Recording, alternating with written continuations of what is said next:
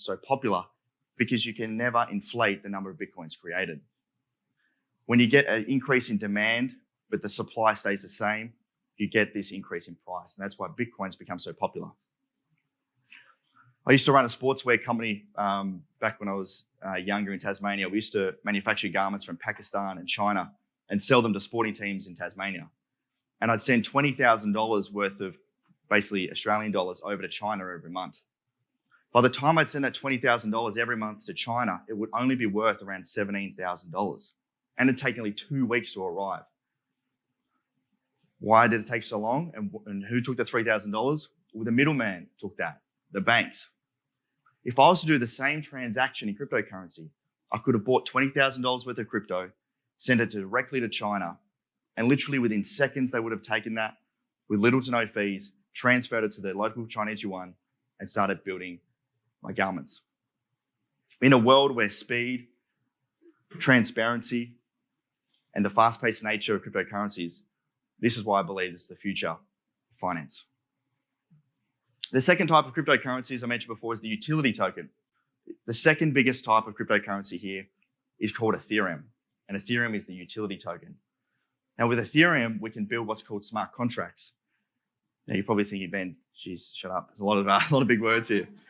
But with smart contracts, we can basically build programmable businesses, games, NFTs, all without the need of a middleman.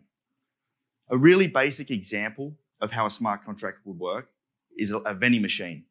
So we think about a vending machine, we put in the $2, we press what Coke or Powerade we want, and it spits out that drink. It does that every single time without the need of a person to do that transaction. What Ethereum does is take that smart contract idea at a global scale to build global businesses. One of the biggest ideas and biggest use cases I've seen for Ethereum and smart contracts is this idea of decentralized finance, or DeFi. With DeFi, I can take out a loan or earn interest on my savings without the need to go to a bank. For those that own a mortgage, anyone here is paying off a mortgage right now? You know how much money you're spending and sending to the bank? Have you wondered where that money actually goes? Based on where you're putting in your savings, you're probably only earning 0.1%, maybe 0.2%. All that money that you pay in interest goes directly to the middle person. With DeFi, there is no middle person. DeFi matches you, if you're taking out a loan, directly with the person that's putting up their savings. So it reduces the interest you have to pay, and any interest you pay goes directly to the person that's actually putting up their savings. This is another reason why I think the future of cryptocurrency, decentralization, and digital assets is so important, because it's giving us back control. It's giving us back the ownership, and it's taking out that middle person. So how are you feeling about cryptocurrencies now? Are you scared, excited, nervous? I remember when I first got into this space, it was completely overwhelming. So I'm on a mission to try and help educate and help people understand this space. As we've seen today, cryptocurrencies and digital assets are already being used by us in everyday lives without us even knowing about it.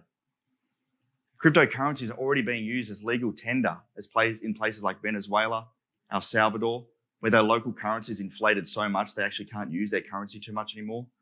And it's also being used in places like Miami, where you can pay taxes in it. Australia could be next. My favorite pastime used to be going to Blockbuster on a Friday night with my mum, my dad, my brother, and my sister. We used to get the VCRs out, sit on the couch and watch our movies on a Friday. Blockbuster used to be a global company. It used to have thousands of stores globally. But in 2010, Blockbuster went bankrupt.